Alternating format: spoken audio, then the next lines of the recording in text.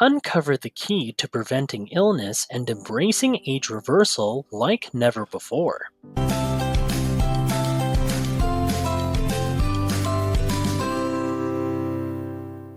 When someone doesn't eat, their insulin levels drop, allowing the body to unlock stored fat for energy during fasting. Despite the challenge of high insulin levels in many people, fasting helps bring them down, enabling the release of fats that transform into ketones in the liver. These ketones become an alternative energy source for the body. Fasting introduces a metabolic pathway that taps into fat stores, providing an unexpected backup energy source beyond the commonly known reliance on sugar and glucose. In a nutshell, when a person eats, their brain releases something called brain derived neurotrophic factor, BDNF, which helps make the brain brighter and smarter. Imagination. It can even grow new cells and increase neuroplasticity, which means the brain's ability to adapt. This discovery is fascinating because people used to think that our brains couldn't grow or regenerate. Additionally, when you eat and then take a break from eating, your body releases stem cells. These special cells don't usually show up when you're always eating. It's like giving your brain and body a chance to do some important maintenance work. When someone engages in fasting, their body enters a unique state where it starts producing a higher amount of growth hormone than usual. Growth hormone is like a special messenger in the body that signals cells to grow and repair. This hormone is especially important for maintaining muscles and helping the body recover from wear and tear. When you're in fasting mode, your body gets a power boost of growth hormone, which does important jobs like keeping your muscles in good shape and helping with repairs. It's like a secret weapon that kicks in during fasting, making it a pretty amazing and special process happening inside your body. There's this thing called autophagy that many people talk about. When the body is running low on fuel and there's not much substance coming in, it does something interesting.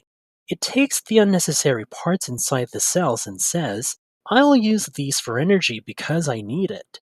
So, during fasting and some ketone production, the redundant parts of the cells, like old furniture, are packaged into lysosomes and sent out of the cells for the body to use. This process cleans up the mess inside the cells, including getting rid of old mitochondria, which are like the power sources of the cell. It's like saying, I'm low on fuel, so let's burn this old furniture to keep the fire going. Once you start eating again, these parts are replaced. Scientifically, when you clean up the mess in your cells and then eat, you get new and better functioning mitochondria, improving the energy in the cell.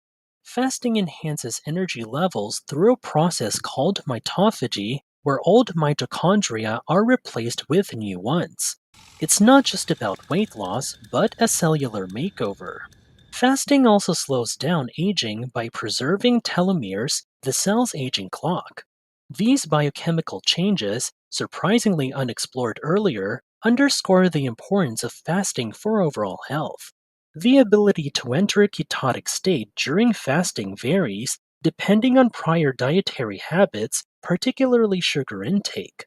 This metabolic flexibility is crucial for improving health and counteracting lifestyle effects. When someone starts fasting, it's like making a big change in their eating habits. At first, it can be really hard because they're trying to stop their cravings for certain foods. It's tough for a few weeks, but then it gets easier. They might begin by fasting 1 day a week or skipping one meal a day for a few days. After that, they could try skipping 2 meals a day for a week or two. This helps their body get used to not eating as much. The person might feel a bit hungry, but they won't feel sick. It's like training their body to get used to it. The important thing is to take it slow. If someone tries to fast right away, it might not work out. They could feel really bad and give up. So, it's better to start by learning to skip meals and understanding what might happen. There might be times when they really want to eat something, But that's just because their body is used to certain foods. It's all part of breaking those habits. Gradually, they can get better at fasting and feel more in control. Stay tuned as we delve into the intricacies of fasting and medication, addressing nuances for the crucial awareness needed for those managing blood pressure medications. When someone begins making changes to their eating habits, they might encounter not only cravings, but also symptoms related to their previous food habits, sort of like breaking old habits. Additionally, there's a possibility of an electrolyte imbalance. This means that when insulin levels decrease, the body tends to produce more urine, a process known as diuresis. To counteract this, it's important to drink plenty of water. Moreover, since insulin plays a role in holding onto salt in water, when insulin levels drop, the body starts releasing salt in water, and replenishing sodium becomes crucial to maintaining balance. So, staying hydrated and replacing sodium are key elements during this transition. When someone has become quite overweight, there's a specific approach taken to address this situation, and it involves a 3-day water fast. This means that for 3 consecutive days, the individual only consumes water and avoids any other types of food or beverages. During this period, they abstain from eating any solid foods and stick to drinking water only. The idea behind this approach is that it is believed to lead to better results, possibly in terms of weight loss or other health benefits. When planning a 3-day water fast or even a 24-hour fast, it's crucial to consult a doctor, especially if taking medication. For those with diabetes using insulin, it's advised to maintain long acting insulin but reduce short acting insulin during fasting. The ultimate goal is to stop insulin use, requiring careful medical supervision.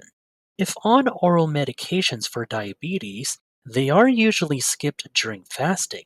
Other non blood sugar lowering medications can be continued. Blood pressure medications can generally be maintained, but awareness of their potential impact on blood sugar during fasting is essential.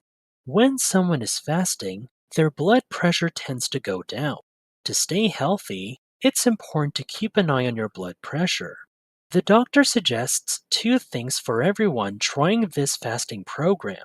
First, use a blood pressure cuff to check your blood pressure on fasting days. Second, if you have diabetes and use insulin, consider getting a special device called continuous glucose monitoring. This device goes on your hand and helps you know if your symptoms are not because of low blood sugar. It gives you confidence that you're not harming yourself. Even if your sugar levels go up a bit, like from 150 to 200 or 250, it's okay. The doctor says this temporary increase won't hurt much because it will come back down.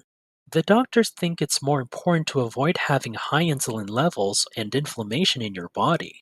So, they suggest letting the sugar levels be a little higher to prevent low blood sugar issues. That way, you can be confident that you're not causing harm to yourself. The concept of intermittent fasting has revealed a myriad of benefits for individuals dealing with type 2 diabetes. From unlocking stored fat for energy to promoting the release of growth hormones, the metabolic processes during fasting go beyond conventional understanding.